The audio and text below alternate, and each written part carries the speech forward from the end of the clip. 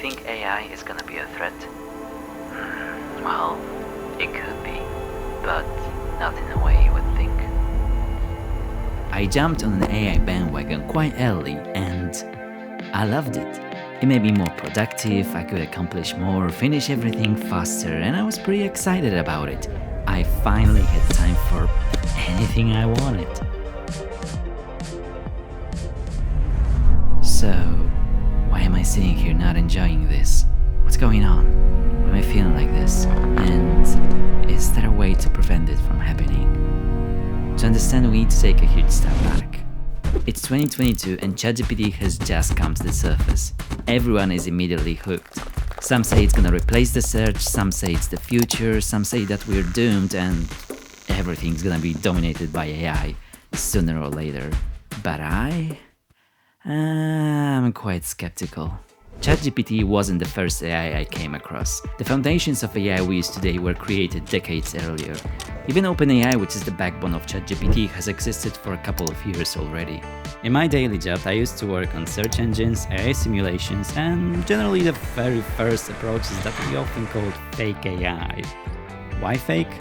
Well, sometimes it was just a huge web with answers that we predicted earlier. You know, something like a good old Akinator that's gonna guess what's on your mind. So you gotta understand that with all this, when ChatGPT was released, I immediately started testing. Can I make it better with a legit AI? So the first test was, how about replying with AI to a Slack message? Done. Then emails, I finally reached the holy grail of inbox zero. And of course, Figma. Let's copy my initial response to a designer, hit rephrase, increase tone, be polite, copy, reply, paste, send, close laptop, and already clocked out. See ya. So everything so far sounds like a sweet deal, but sadly, first problems happened.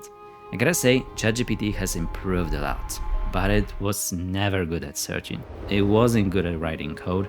It couldn't and still can't understand the basics of behavioral psychology, so the app design usually feels like it was done by a blindfolded toddler. ChatGPT's solutions are just in theory good, but terrible when used in the real world and even harder to justify by software engineers. What's worse, it's used to repeat itself constantly. And finally, the cheesy, majestic wording. Oh my god. Instant facepalm. Just look at this. Baking a cake is a culinary endeavor that typically necessitates a combination of ingredients and adherence to precise measurements and time frames. Below I shall provide a general recipe, though individual preferences and regional variations may apply. I mean, yeah. So I've become skeptical if that thing actually can help me in the long run. We took a break from each other. Until one day when I got a notification, and it made a difference. I mean, sure, I knew that ChatGPT couldn't read my mind, so I had to be precise. I had to say exactly what I wanted and put it in a structure. Seems like a typical user story that we used to create in my team. But there was more. More context, more phrasing, more tone adjustments, more tests, more, and it's been improving, so I've become addicted. I started using ChatGPT for everything. I went way beyond simple Q&A. ChatGPT has become my mentor, my mediator at times, my colleague, my therapist, my go-to friend to chat about intimate stuff. He was supportive, direct when I wanted, harsh when I needed, and he could even act like a fed-up human being. I mean, one time he just said bye and ended the conversation, saying that we can come back to it once I'm open to talking. Wow, that should have been the first sign that it's not gonna end well. Hello? I'm stuck. Again? Did you ask him? Yeah.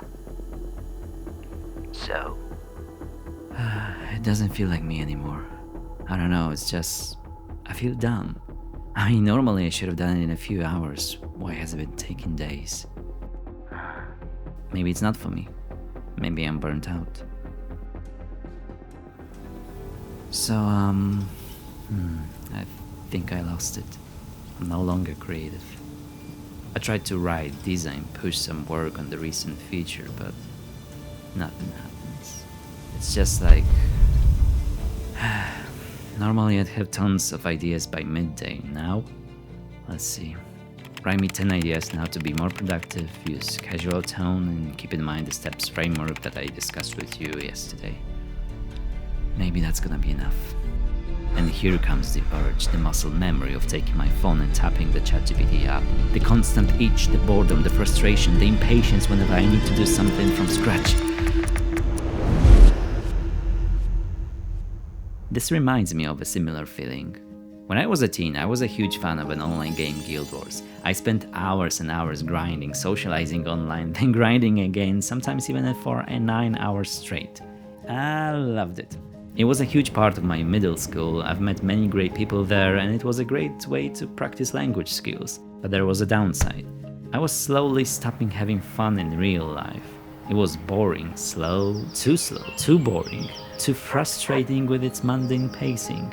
And this finally caught my parents' attention.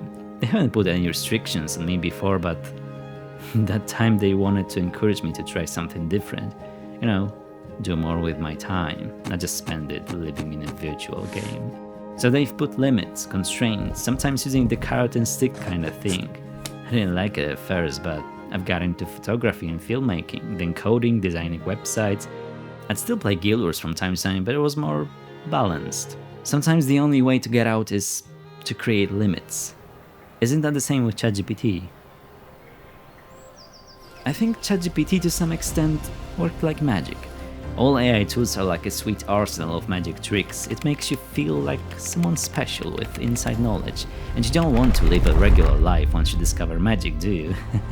But with everything that gives you instant answers, a ready-to-use fix for any problem, it creates huge dopamine hits in your brain. Suddenly you don't want to write by yourself if you have a personal assistant who knows it all. Same as you find it harder to focus on reading books if you can watch their adaptations or play video games based on them instead. So what did I do? I had two options: step back or let the brain rot. At first, I removed AI entirely from my life. The rules were like this. I begin by creating only with my own words. I don't get inspired by anything AI related, and I don't fall into fast food AI insights even if it's tempting. And surely it is.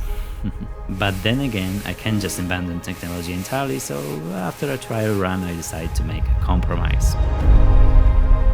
I start with myself, with everything. I think, I write, I create, I imagine things. I refuse to use anything directly that's been created by AI, but only when I'm completely stuck, clueless, or want to learn something new do I open ChatGPT. I use it to double-check my thinking and challenge myself, but not to create. I check opposing arguments with him, sometimes argue or participate in an AI debate. But that's it. 99% of the time I follow my intuition, my knowledge. I'm going back to the roots.